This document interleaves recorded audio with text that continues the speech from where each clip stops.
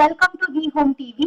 So இது வரைக்கும் V Home டிவியை சப்போர்ட் பண்ணவங்க, லைக் பண்ணவங்க, ஷேர் பண்ணவங்க, சப்ஸ்கிரைப் பண்ணவங்க எல்லாருக்குமே ரொம்ப தேங்க்யூ. நீங்க நிறையவே என்னோட சேனலுக்கு சப்போர்ட் பண்ணிருக்கீங்க.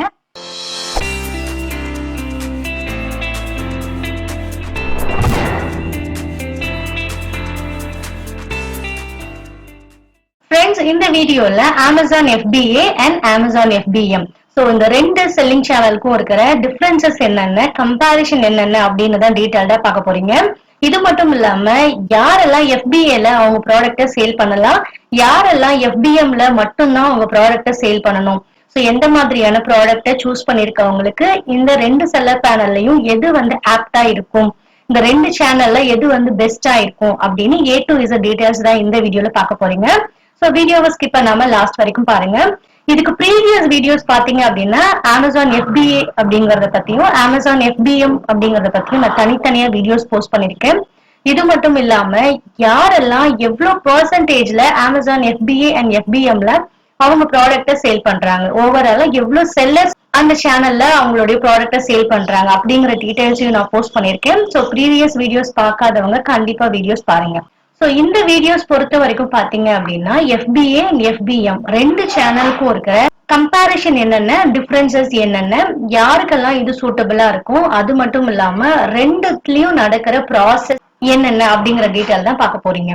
ஸோ ஃபர்ஸ்ட் பாத்தீங்க அப்படின்னா FBA ஆல்ரெடி நம்ம நிறைய வாட்டி டிஸ்கஸ் பண்ணியாச்சு. ஸோ பிரைம் கஸ்டமர்ஸ்க்காகவே எஸ்பெஷலா ரெடி பண்ணது தான் FBA, ஃபாஸ்டா ப்ராடக்ட்டை டெலிவரி பண்ணணும் அப்படிங்கிறதுக்காக. ஸோ நீங்க FBA சேனல்ல உங்க ப்ராடக்ட்டை சேல் பண்ணீங்க அப்படின்னா பிரைம் ஷிப்பிங்கான எலிஜிபிள் கேட்டகரி பாத்தீங்கன்னா ஆட்டோமேட்டிக்காவே எலிஜிபிள் ஆயிடும். ஸோ பிரைம் ஷிப்பிங் உங்களுக்கு ப்ரொவைட் பண்ணிடுவாங்க. ஸோ பிரைம் கஸ்டமர்ஸ்க்கு நெக்ஸ்ட் டே டிஸ்பேச் பண்ற மாதிரியான அந்த ஆஃபர்ல உங்க ப்ராடக்ட்டை நீங்க ஈஸியா சேல் பண்ணிட முடியும். அதே சமயம் FBMல நீங்க ப்ராடக்ட்டை சேல் பண்ணீங்க அப்படின்னா உங்களுக்கு பிரைம் ஷிப்பிங் அந்த பிரைம் கேட்டகரி வேணும் அப்படின்னா அது உடனே உங்களால அவைல் பண்ண முடியாது. ஸோ அதுக்கு பாத்தீங்க அப்படின்னா நீங்க கொஞ்சம் ஆர்டர்ஸை ப்ராசஸ் பண்ணிருக்கணும். ஸோ அவங்க ஒரு ரெஸ்ட்ரிக்ஷன்ஸ் வச்சிருக்காங்க, இவ்வளவு ஆர்டர்ஸ் பண்ணதுக்கு அப்புறமா தான் உங்களுக்கு பிரைம் ஷிப்பிங்கை எனேபிள் பண்ணுவோம் அப்படின்னுட்டு. ஸோ இதுதான் first point. So prime shipping FBAல ஆட்டோமேட்டிக்காவே கிரெடிட் ஆயிடும், FBMல அதுக்காக நீங்க கொஞ்சம் வெயிட் பண்ணணும். அண்ட் செகண்ட் பாயிண்ட் என்ன அப்படின்னு பாத்தீங்கன்னா பை பாக்ஸ் அட்வான்டேஜஸ் அவைலபிளா இருக்கும் FBAல. ஸோ பை பாக்ஸ் அப்படிங்கிறது எவ்வளவு இம்பார்ட்டன்ட் அப்படிங்கிறது நான் ப்ரீவியஸ் வீடியோலயே மென்ஷன் பண்ணியிருப்பேன்.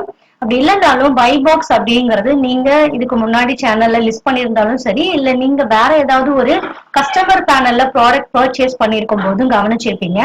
ஒரு ப்ராடக்ட் உங்களுக்கு பிடிச்சிருந்துச்சு அப்படின்னா ஆட் டு கார்ட் அப்படிங்கிற ஆப்ஷன் இருக்கும். ஸோ ஒன்ஸ் அந்த ப்ராடக்ட்டை நீங்க ஆட் டு கார்ட் கன்வெர்ட் பண்ணிட்டீங்க அப்படின்னா எப்போ வேணும்னாலும் நீங்க அந்த ஆட் டு கார்ட்டை கிளிக் பண்ணி அந்த ப்ராடக்ட்டை பர்ச்சேஸ் பண்ணிக்கலாம். ஸோ இந்த ஆட் டு கார்ட் ஆப்ஷன் பாத்தீங்க அப்படின்னா எல்லா செல்லர்ஸ்க்குமே கிடைக்காது. ஸோ அதுக்கான எலிஜிபிள் கஸ்டமர்ஸ், எலிஜிபிள் செல்லர்ஸ்க்கு மட்டும்தான் Amazon சைட்ல இருந்து இந்த add to cart buy box கொடுப்பாங்க. ஸோ நீங்க FBAல உங்க ப்ராடக்ட்டை சேல் பண்ணீங்க அப்படின்னு பாத்தீங்கன்னா பை பாக்ஸ் அட்வான்டேஜஸ் ஈஸியாவே அவைலபிள் இருக்கும். இன்கேஸ் நீங்க FBMல உங்க ப்ராடக்ட்டை சேல் பண்றீங்க அப்படின்னா இதுக்கும் நீங்க கொஞ்சம் ஆர்டர்ஸ் ப்ராசஸ் பண்ணிருக்கணும். ஸோ கொஞ்சம் ஆர்டர்ஸ் போனதுக்கு அப்புறமா இல்ல 1 month டியூரேஷன் எவ்வளவு ஆர்டர்ஸ் நீங்க ப்ராசஸ் பண்ணிருக்கீங்க, எவ்வளவு ரிட்டர்ன்ஸ் வந்திருக்கு, கஸ்டமர் சாட்டிஸ்பாக்சன் என்ன, ஸோ இது எல்லாத்தையும் ஒரு அனலைஸ் பண்ணிட்டு தான் ஒரு சர்டன் ஆஃப் டைம்க்கு அப்புறமா உங்களுக்கு இந்த பை பாக்ஸ் ஆப்ஷன் கொடுப்பாங்க. ஸோ இதுவுமே பாத்தீங்க அப்படின்னா FBMல கொஞ்சம் டிலே ஆகதான் பாசிபிள் இருக்கு. அண்ட் தேர்ட் பாயிண்ட் என்ன அப்படின்னு பாத்தீங்கன்னா Amazon is responsible for customer service in FBA. FBAவை பொறுத்த வரைக்கும் A to Z எல்லா சர்வீசஸையும் பாத்தீங்கன்னா FBA பர்சன்ஸ் தான் பண்றாங்க. ஸோ இந்த ஒரு ரீசன் தான் பாத்தீங்கன்னா நிறைய செல்லர்ஸ்க்கு FBAவை ப்ரிப்பேர் பண்றதுக்கு காரணமாவும் இருக்கு. அதே சமயம் FBM சைட் வந்தீங்க அப்படின்னா seller is responsible for all the customer service. ஒரு செல்லர் தான் அவங்களுக்கு ஆர்டர்ஸ் வந்ததுல இருந்து கஸ்டமருக்கு ரீச் ஆயிட்டு அமௌண்ட் வர்றது வரைக்கும், அவங்க ரிட்டர்ன் பண்ணிட்டாங்களா இல்ல செக் பண்ணிருக்காங்களா அப்படின்ற வரைக்கும் எல்லா டீடைல்ஸையும் பாத்தீங்கன்னா ஆஸ் அ செல்லர் தான் பண்ணணும். ஸோ இங்க பாத்தீங்கன்னா அவங்களுடைய ஓவரால் ப்ராசஸ் எல்லாமே செல்லரை பேஸ் பண்ணி தான் இருக்கு. ஃபோர்த் பாயிண்ட் என்ன அப்படின்னு பாத்தீங்கன்னா Amazon is responsible for returns and refunds. In case உங்க ப்ராடக்ட் கஸ்டமருக்கு டெலிவரி ஆயிடுச்சு, அவங்க ரிட்டர்ன் பண்றாங்க இல்ல அவங்களுக்கு ரீஃபண்ட் வேணும் அப்படின்னா இந்த மாதிரி சர்வீசஸையும் பாத்தீங்கன்னா FBA பர்சன்ஸே ஹேண்டில் பண்ணிடுவாங்க. ஸோ செல்லருக்கு எந்த விதமான டென்ஷனும் கிடையாது, ஸோ ரெஸ்பான்சிபிளும் இல்லை அப்படின்னு தான் சொல்லணும். அண்ட் FBM சைட் பாத்தீங்க அப்படின்னா seller is responsible for returns and refunds.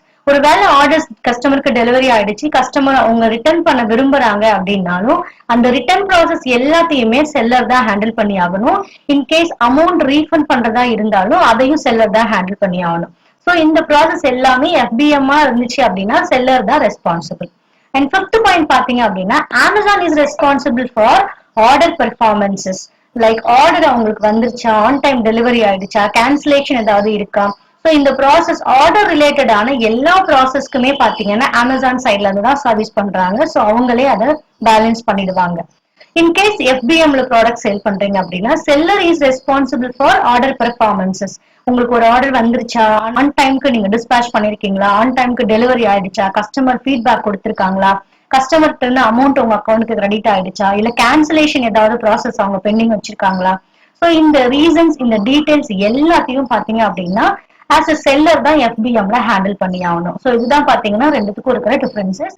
Next sixth point என்ன அப்படின்னு பாத்தீங்கன்னா seller should pay Amazon for storage fee, inventory fee and referral fee. FBA நீங்க ப்ராடக்ட்ட சேல் பண்றீங்க அப்படின்னா கண்டிப்பா இந்த fee டீடைல்ஸ் பத்தி ஆல்ரெடி உங்களுக்கு தெரிஞ்சுட்டு இருக்கும். சோ நீங்க Amazon FBAக்கு உங்க ப்ராடக்ட்ட சென்ட் பண்றீங்க அப்படின்னா அவங்களுக்கு ஒரு பர்டிகுலர் அமௌண்ட்டை நீங்க ஸ்பெண்ட் பண்ணணும். ஏன்னா அவங்க உங்களுடைய இன்வென்டரிய வாங்கி ஸ்டோர் பண்றாங்க, ஆர்டர்ஸ் வந்த உடனே ஆர்டர் ப்ராசஸிங் பண்றாங்க, அதுக்கப்புறம் உங்களுக்கான எல்லா சர்வீசஸையும் ப்ரொவைட் பண்றாங்க. சோ இது எல்லா சர்வீசஸ்க்கும் பாத்தீங்க அப்படின்னா ஒரு பெர்சன்டேஜ் கால்குலேஷன்ல அவங்க செல்லர் கிட்ட இருந்து அமௌண்ட்டை டெபிட் பண்றாங்க. சோ என்னென்ன மாதிரியான ஃபீ பாத்தீங்கன்னா ஸ்டோரேஜ் ஃபீ. அஃப்கோர்ஸ் அவங்க உங்களுக்கான ஸ்டோரேஜோட பிளேஸ் கொடுக்குறாங்க உங்க ப்ராடக்ட் ஸ்டோர் பண்ணி வைக்கிறதுக்காக.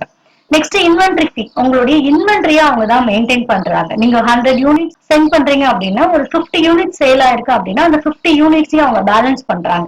சோ அதுக்கான மெயின்டெனன்ஸ்க்காக இன்வென்டரி ஃபீயை கலெக்ட் பண்றாங்க.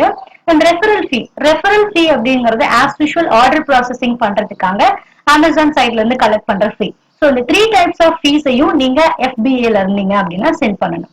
அதே FBMல பாத்தீங்க அப்படின்னா seller should pay Amazon only referral fee. Referral fee அப்படிங்கறது ஆல்ரெடி டிஸ்கஸ் பண்ணதுதான். மார்க்கெட் பிளேஸ், Amazonோட மார்க்கெட் பிளேஸ்ல உங்க ப்ராடக்ட் நீங்க சேல் பண்றதுனால அவங்களுக்கான ரெஃபரன்ஸ் ஃபீ தான் இந்த ரெஃபரல் ஃபீ.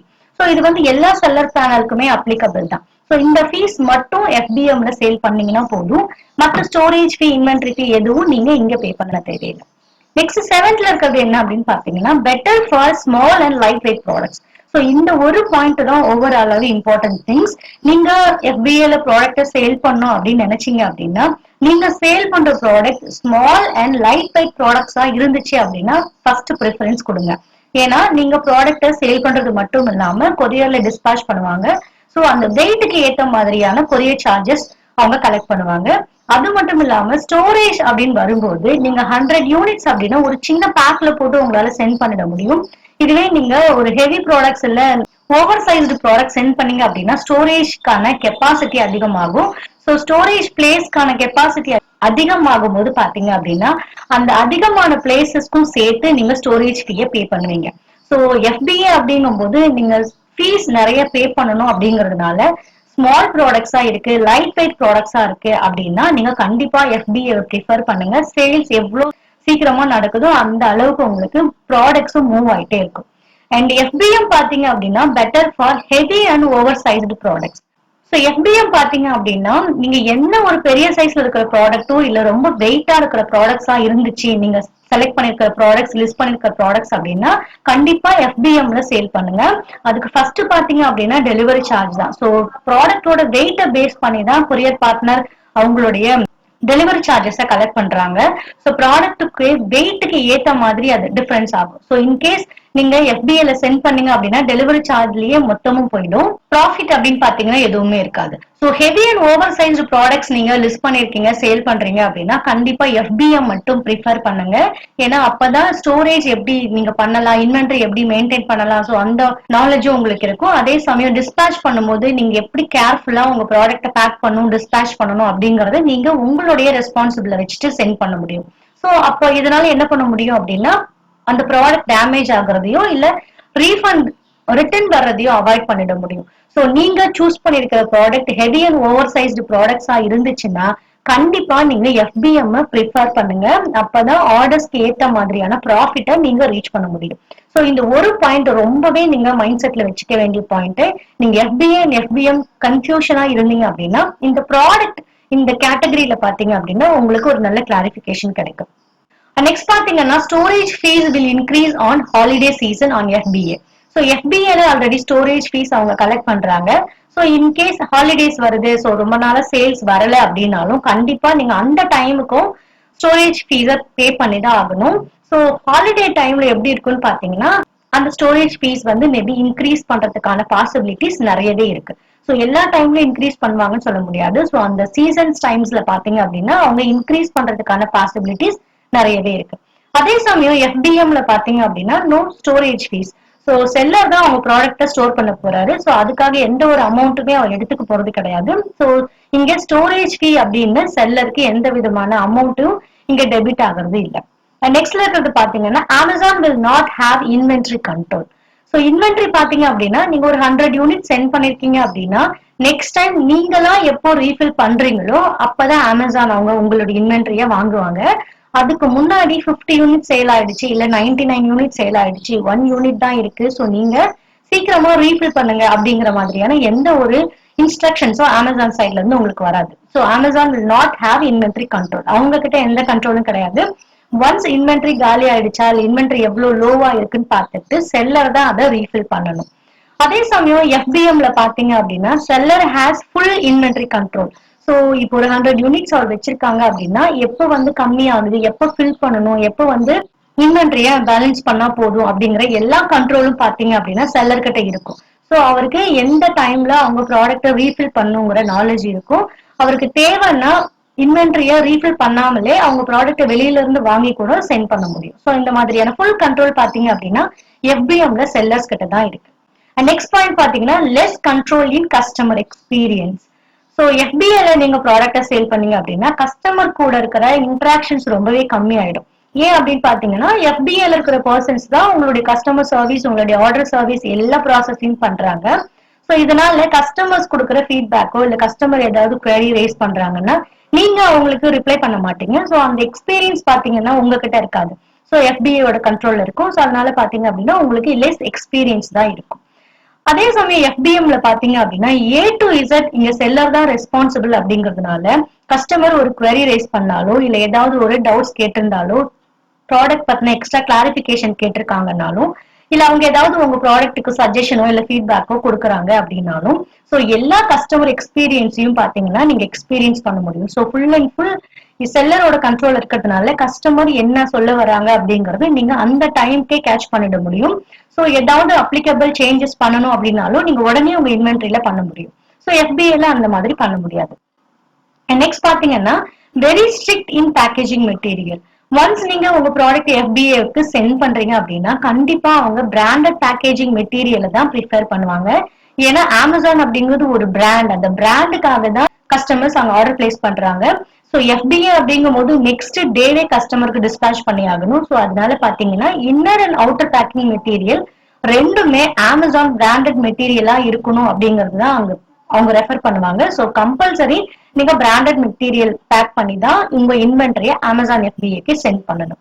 அதே சமயம் FBMல பாத்தீங்க அப்படின்னா it's depends on the seller availability. So இப்ப பாத்தீங்கன்னா கஸ்டமர் கிட்ட பிராண்டட் மெட்டீரியல் இல்ல பட் ஆர்டர் வந்துருச்சு அப்படின்னாலும் இன்கேஸ் வெளியில கிடைக்கிற நான் பிராண்டட் ப்ராடக்டை வாங்கிட்டு உங்க பார்சலை பேக் பண்ணி கஸ்டமருக்கு டிஸ்பேச் பண்ணிட முடியும். ஸோ அது வந்து ஒரு பெரிய அஃபெக்ட் மாதிரி இருக்காது.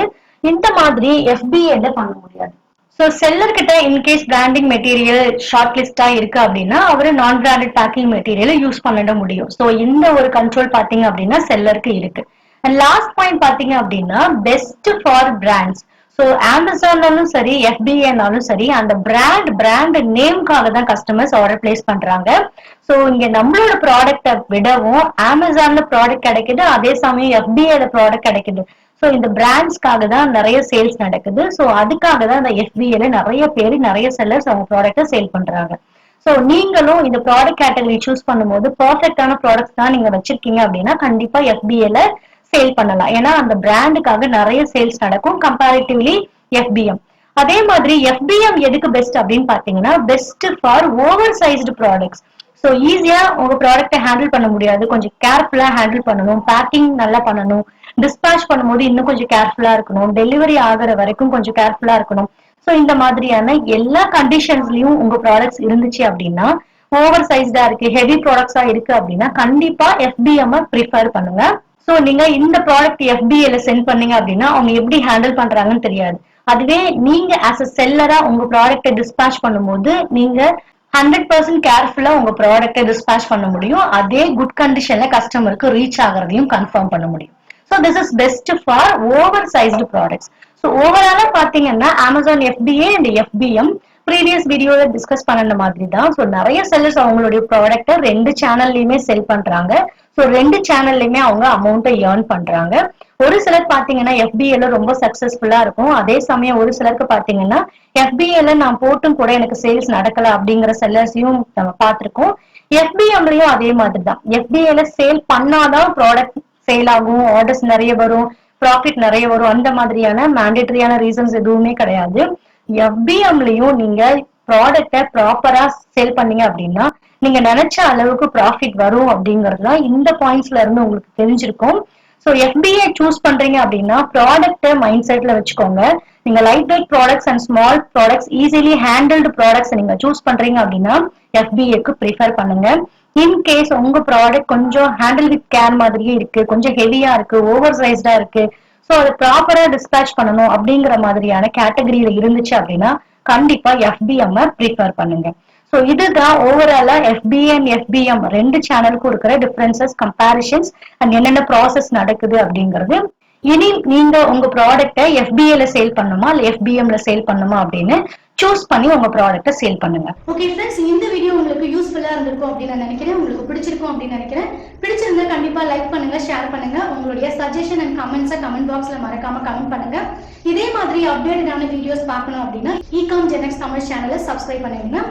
இகாமர்ஸ் பிசினஸ் பத்தின இன்னும் டீடைல்ஸ் வேணும், இன்னும் கொஞ்சம் நாலேஜ் வேணும் அப்படின்னு நினைச்சீங்க அப்படின்னா உங்களுக்காகவே இகாமர்ஸ் பிசினஸ் பத்தின ஆன்லைன் பெய்ட் கோர்ஸ் கண்டக்ட் பண்றேன். ஸோ பெய்ட் கோர்ஸ்ல ஜாயின் பண்ணுங்க, ஏர்ன் பண்ணுங்க. தேங்க்யூ.